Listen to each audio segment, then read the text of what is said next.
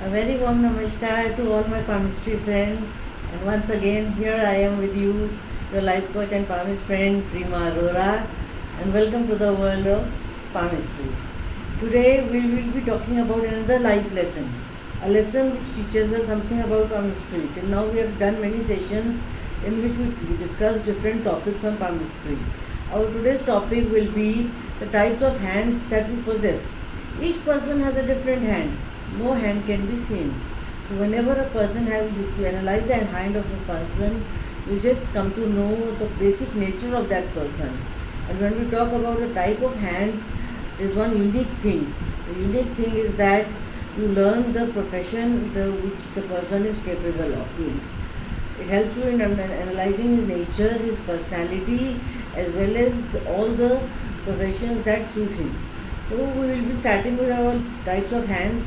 But before that, let me tell you one thing. When you will be reading books, see after this, this is not the last session, because you will be following many sessions. And whenever you will be reading books, you will be coming to know that there are multiple types of hands. Somebody has written there are 15 types of hands, somebody has written there are 20 types of hands, somebody says there are only 2 types of hands, somebody says there are 30 types of hands. But the fact is that there are 7 types of hands, and those hands have been subdivided into different parts. So if you know the main 7 parts, you can subdivide them into however number of palms you want to do. But at least you should be clear with the concept of 7 palms. Fine. Now when we were discussing all the topics till now, we were reading the palm from here, from this side of the hand. But today when we will be doing the topic of types of hands, you should know one thing. Types of hands are always analyzed from the back side of the hand. You have to see the back side of the hand when you talk about the type of hands. This will just clarify very easily to you which type of hand you possess and what does it give you. Also, I'll be just starting. I've just told you that there are only 7 types of palms, not more than that. And there are only 7 types of palms, so you have to understand that what those 7 types of palms give you and what they indicate and how they guide us. This is the actual purpose of palmistry. And when you will be learning this thing, you will be very easily able to understand what I want to tell you. So I will be just taking up some examples and just telling you the difference of all the palms that we are going to read. See, our first palm is called the elementary hand. When we talk of the types of the palms, the first palm is the elementary hand. What is elementary? Elementary means a very basic hand. It means a very basic hand, which is a very simple hand and in which there is no major purpose. So the first type of hand that we are studying today is the elementary hand. When we talk about the elementary hand, you always have to remember that if you just see that there are some rickshawalas or there are some rickshaw pullers or those people who work only with one purpose: eat, sleep and drink. They don't have any other purpose. Eat, drink, sleep. This is the main aim of their life. Those people go to the market, they earn, whatever they bring with them, they bring food, they eat and they sleep. They don't have any plans, they don't want to grow, they are ambitionless, they don't have anything to do. So the very basic elementary level people, those people who have no aim in life and they have only one aim, that just eat, drink and sleep. Just wake up in the morning, have a good diet, eat, drink, sleeping whole day, doing nothing. Those type of people are called the elementary hand. On the other hand, it's a very tragic thing, but it's the truth that those people who are mentally retarded are also the elementary type of people, because they themselves, it's not their fault, but they can't do anything. They are not capable of doing anything. They have a very basic hand, a very beautiful hand. The other elementary hands will be very rough and disturbed over here. These people have a very beautiful hand because they are living in very good conditions. But you have to also see their headline. Their headline and their palm and all the lines will be so badly disturbed that these people will not be able to do much in their life. They will be doing very basic things. So whenever you talk about the elementary hand, you always have to remember there are 2 types of people who belong to the elementary category. And these type of people, when they belong to the elementary type of category, the purpose of their life is only to eat, drink and sleep. They can't do much more than that. So it's not their fault, right? They have got such type of hand that which shows this thing. Their nervous system is so weak that they don't have the brain to think about what they can do. In that case, you can't help them in any way. Now we come to the second type of hand. The second type of hand is a very important hand. It is called the square hand. It is a beautiful hand, a square hand, totally squarish. When you will be seeing this hand, you will be feeling very happy. Why? Because you will be just looking at the get-up of that hand. When you have to check a square hand, you just have to see this portion of the hand. Is it forming a squarish shape? Are you finding the fingers in a balance? This palm in a balance, this portion in a balance and this in a balance? Yes. When this is squarish, these people are square-handed people. You have to check the back side of the hand, and when I am keeping my hand like this portion is squarish. When this portion is squarish, this type of people are the best money makers. Not only money makers, project makers, working ability. They are so brainy, they are so intelligent, they have got such good techniques and tacts that they can do so much different in life. They keep that capability of just growing in life, making money. And we should be feeling proud that 90% of Indians have square hands. So 90% people can make money and they can establish themselves anywhere in this world. But the main thing is that it is not necessary that they should first study in that subject and then they'll work.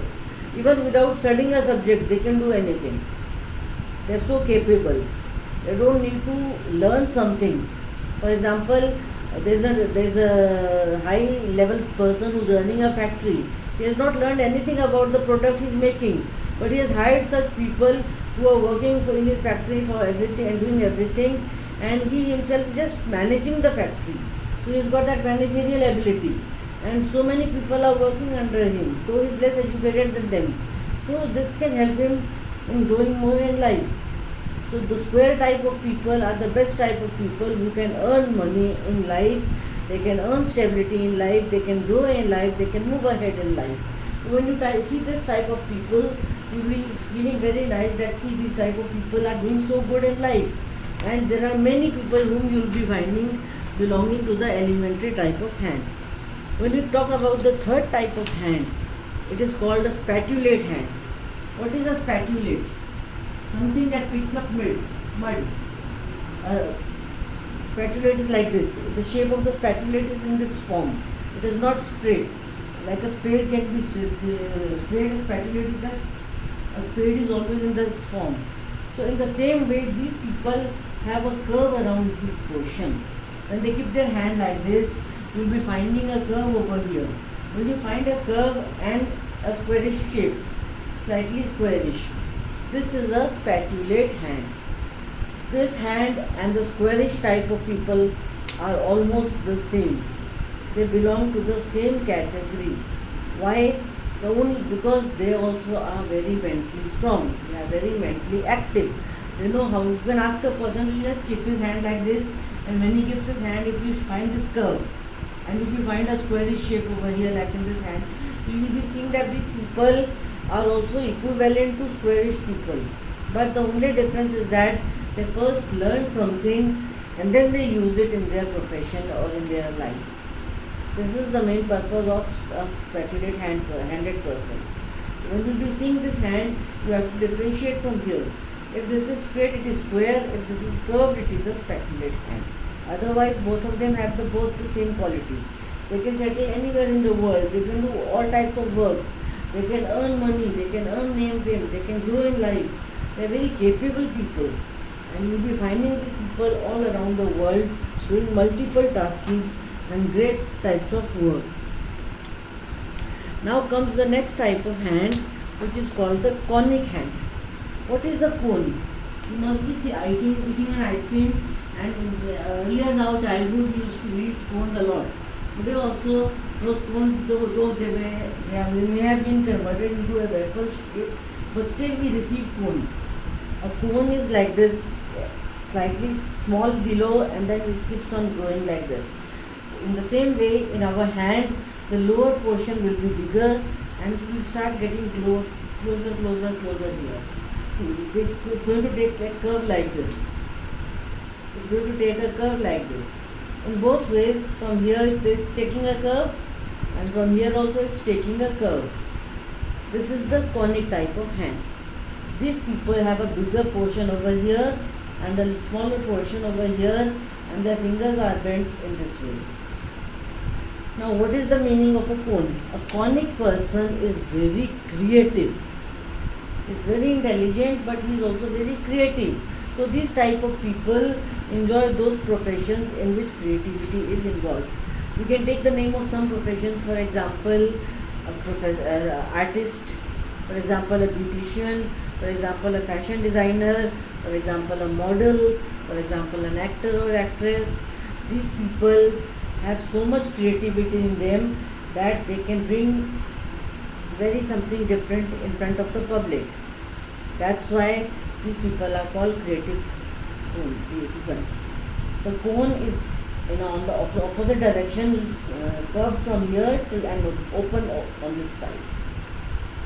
The more the curve, the more the creativity in the person. If this person is not working, in his general life also he will be very creative, or she will be very creative. But in the real form, this is a creative cone. This creative cone gives a creative touch in the life of the person. These people are emotional. They can feel the understanding of other people. They can feel the need of the person, and accordingly they can bring out something different. If this is a fashion designer, this person will understand what you need and is going to create a dress for you in that form itself. So this creativity will come in you. And this creativity, you will be feeling very happy when you will be receiving that creativity from this person. So these are the creative people who have a conic hand in this form. This is the next type of hand. Whenever you are discussing this thing, you are just seeing the palm as well as the fingers. You have to understand this thing very well, that the palm and the fingers combine together and form a shape from the back side of the hand. And that shape describes the type of hand the person possesses. In this way, this conic hand gives you creativity and something very different. Now we come to another type of hand. That hand is called the philosophic hand. This person is very philosophic. What does it mean? What is philosophy? Speaking on any topic for a very long time. Everybody cannot speak on any topic. There are many people who can speak on any topic for hours and hours. They keep on speaking on that topic. See, now if you have to measure this thing, you see that this person will have a long palm as well as long fingers. The longer the palm and the fingers, the mental world and the lower world and the practical world, all of them are in excess. So whenever you talk about anything, this person will talk in excess. For example, you start describing, see, look, the clouds are so beautiful. This person will non-stop give you a beautiful lecture on the clouds. In the same way, for example, if you talk about the Gita, this person will start talking about the Bhagavad Gita in a very descriptive way. So these people are very descriptive in life, and they can talk on only all those subjects which need counseling sessions, guidance, a direction. So they can be very good counselors, they can be good life coaches, they can be good mentors, they can be good yoga instructors. These people are philosophic and they can do that type of work a lot. But if you say that they are money minded or they are business minded or they are very practical, no. They cannot be very money minded, they cannot be very practical like the squarish hands. They are very philosophic and they are creative in that form. So these are the qualities of a philosophic hand. We will be taking up the next hand now. The next hand is the psychic hand. Don't get disturbed by the name, the name that I am using, a psychic hand. It's just nothing, just a name that has been given to this type of hand.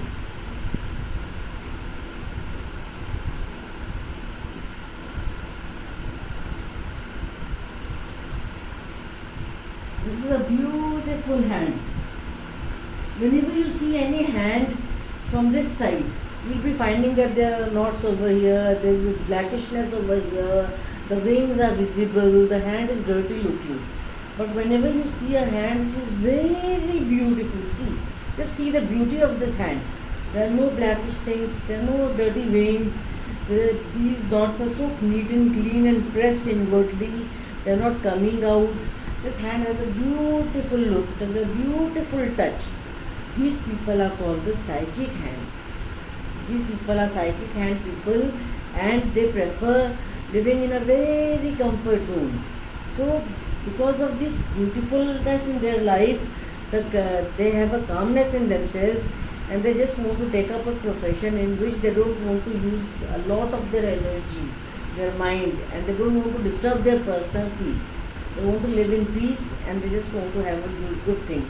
So they always choose such a profession in which they don't have to do many things in life, but just focus on a particular target. For example, an air hostess. What does the air hostess do? She just works on what she is recommended. She is told to just say namaste to all the clients. She is told that you have to just welcome everybody. You have to just see the seats of the people. You just have to guide them how to wear their belts and how to sit down, how to wear an oxygen mask, and how to take care. And then she has to provide the food. She cannot do anything on her own. Nothing. In the same way, a receptionist or a PA of somebody, she or he does not do anything on his own. Whatever is dictated to him, he writes it down. Whatever message is given to him, he conveys it ahead. So he does not use his energy or brain a lot. He lives in a comfort zone, and he prefers doing work in which there is a very good comfort zone. These people are just completely relaxed. This is called a psychic hand. But if on the other hand, a person has this type of a hand and the lines and the bounds are very beautiful, this person can become the general manager of a bank also. He's sitting in a comfort zone. He's just giving orders to his staff. He's just in a very enjoyable, in a presentable area. So he's not having any problems. So in this way, the psychic hand is not a bad hand, but it is made for particular works, not for all types of works. For example, the squarish people can do everything. This person cannot do everything. This person can only do that type of work which he enjoys, in which he feels comfortable, in which he does not have to just mess up with things, in which there is a neatness, there is a good standard of living, there is a good place where he can work.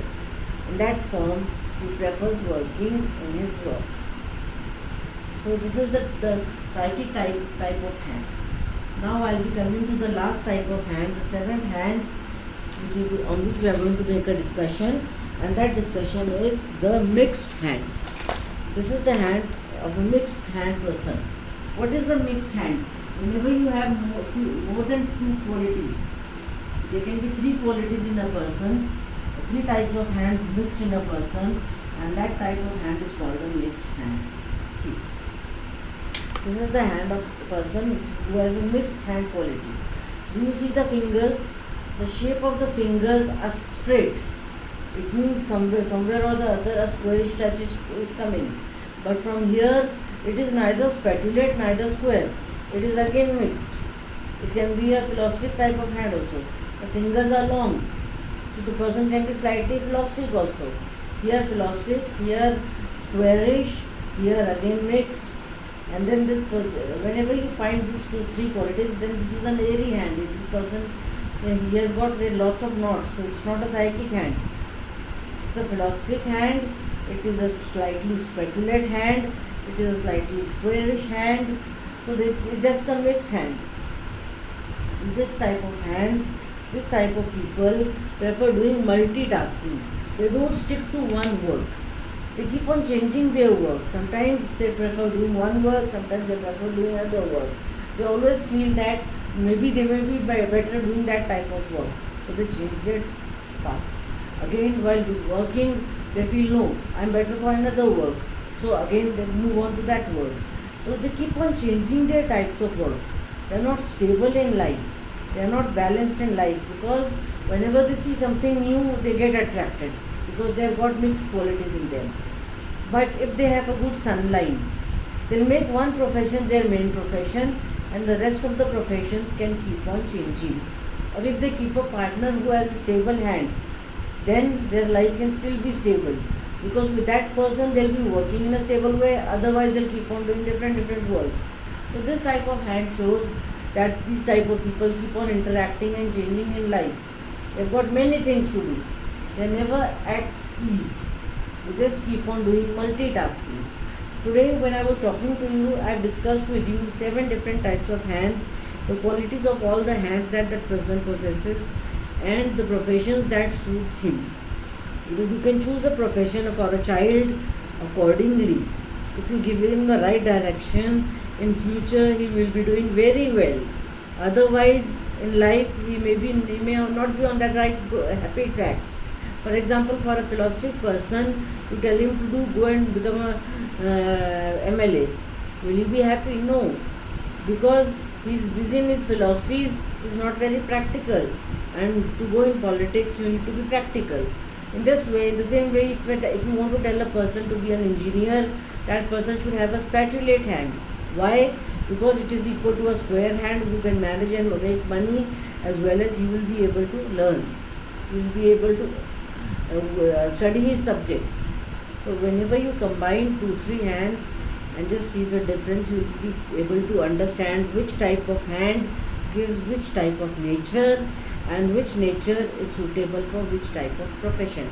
For example, a conic hand is for beauty, it is for creativity. If I tell you that you become an artist and your hand is square, will you prefer becoming a film artist? No, you prefer becoming a producer. So you can see the right track which is meant for you. In this way, the types of hands help us a lot in deciding our nature, and according to our nature we decide our profession. I hope you like my video, and I'll be waiting for you to subscribe my video, like my video, and press the bell to receive more and more videos on time as soon as I update them.